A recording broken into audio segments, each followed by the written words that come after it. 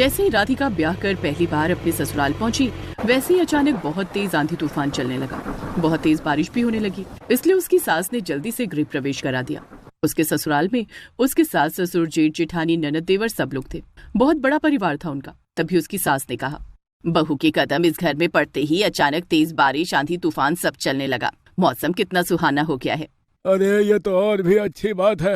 वैसे भी इस बार बहुत गर्मी थी, बारिश की वजह से हमें थोड़ी राहत मिलेगी। भाभी चलो ना, हम लोग छत पर चलकर नहाते, बड़ा मजा आएगा। अरे छत पर तो चलना ही पड़ेगा बेटा, आज हमारी बहू की मुंह दिखाई की रस्म जो है। सासू माँ, मुंह दिखाई की रस्म हम लोग इतनी बारिश में छत पर करेंगे क्या? पड़ोस की औरतें कैसे आएंगी? देवरानी जी, हमारे मोहल्ले वालों को बारिश बहुत पसंद है। बारिश होते ही अधिकतर लोग छत पर ही आ जाते हैं। चलो जल्दी से सब लोग कपड़े बदल लो, फिर छत पर चलते हैं। तब तक मैं मोहल्ले वालों को आमंत्रण दे देती हूँ। थोड़ी देर बाद सारे लोग कपड़े बदलकर छत पर आ गए। आसपास की सभी औरतें भी छत पर आ गई। बारिश बहुत तेज हो रही थी, आंधी भी बहुत तेज चल रही थी। मुंह दिखाई की रस्म जैसे ही शुरू हुई, तेज आंधी की वजह से राधिका का घूंघट खुद ब खुद हट गया। चलो ये अच्छा हुआ, तूफान की वजह से बहू का घूंघट खुद ही हट गया और हम सब ने एक साथ बहू का चेहरा देख लिया। राधिका अंदर ही अंदर परेशान हो रही थी। लगता है मेरे ससुराल वालों के साथ साथ सारे मोहल्ले वाले भी पागल हैं। भला मुंह दिखाई की रस्म इतनी बारिश में छत पर करता है क्या कोई?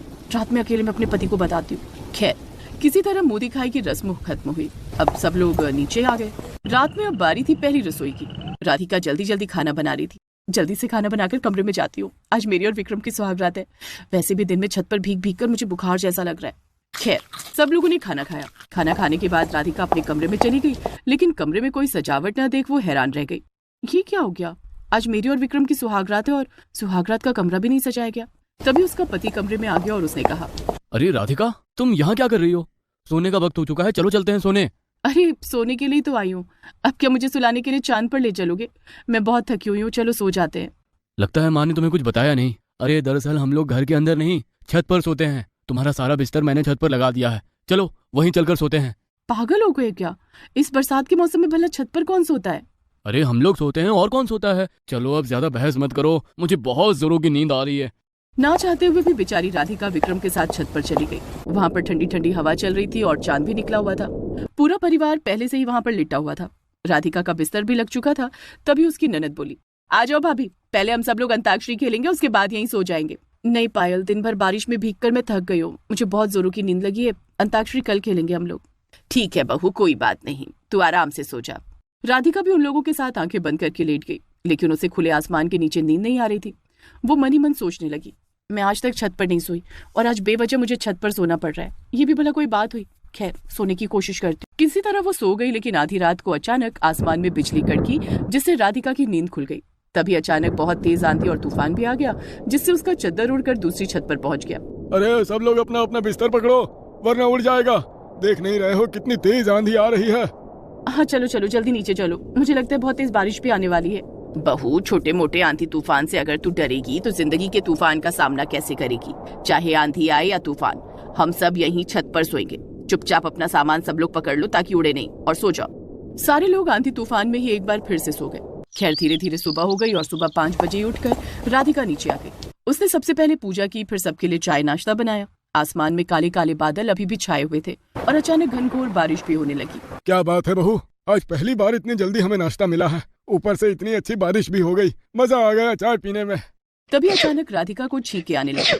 लगता है बहू को अभी छत पर सोने की आदत नहीं है, इसलिए छींके आने लगी। चिंता मत कर बहू, धीरे धीरे तुझे भी आदत हो ही जाएगी।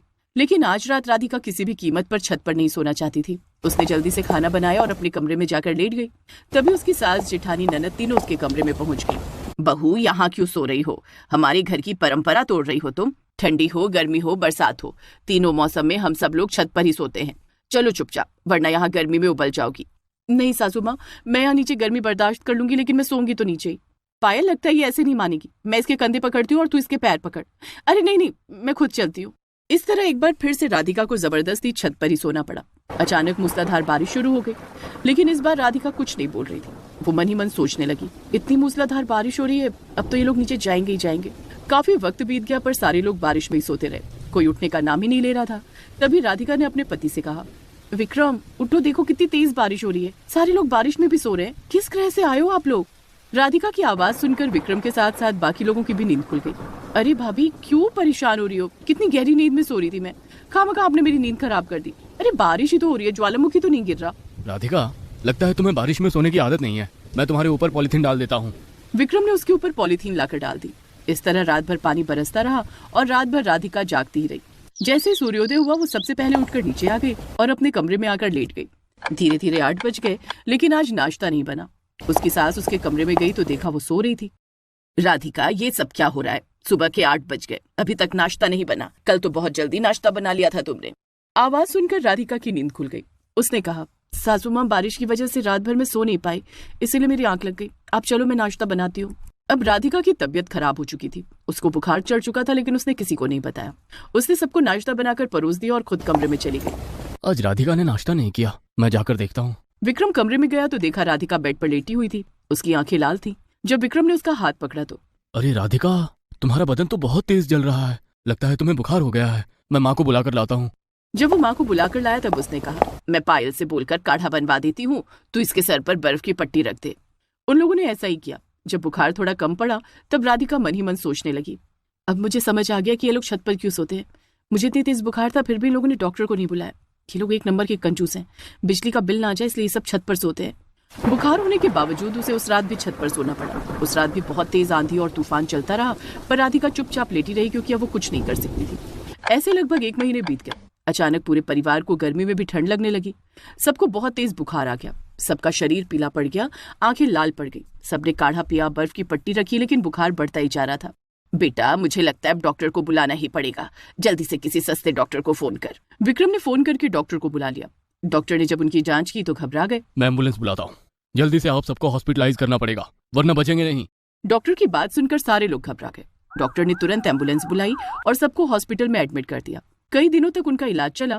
फिर एक रोज डॉक्टर उनके वार्ड में आए। आप लोग इतनी बड़ी लापरवाही कैसे कर सकते हैं? अरे हफ्तों तक खुद से ही इलाज करते रहे, जबकि आप सबको कितना भयंकर वायरल फीवर हो गया था। ये सब हुआ कैसे? अब राधिका से रहा नहीं गया। उसने सारी बात डॉक्टर साहब को बताई दी। डॉक्टर साहब, मेरे ससुराल वाले पूरी बरसात छत पर ही सोते हैं और मुझे भी छत पर ही सोने को बोलते हैं। चाहे जितनी तेज आंधी आ जाए, तूफान आ जाए, बारिश हो रही हो, हम सब छत पर ही सोते हैं। इसीलिए हमारा ये हाल हो गया। ये सब मेरे ससुराल वाले पैसे बचाने के लिए करते हैं। आपको पता है बारिश के मौसम में कितने सारे कीड़े मकोड़े और वायरस हमें इन्फेक्ट कर सकते हैं? पैसा बचाने के चक्कर में लाखों रुपए लगेंगे आपके इलाज में। इसकी भरपाई कैसे करेंगे आप? पैसे तो लगेंगे ही, किसी की जान भी जा सकती थी। डॉक्टर साहब, बहू, हमें माफ कर दो। हम पैसा बचाने के चक्कर में छत पर सोते थे, पर किसी की जान से बढ़कर कुछ नहीं। अब हम कमरे में ही सोएंगे। उस दिन के बाद सबका छत पर सोना बंद हो गया।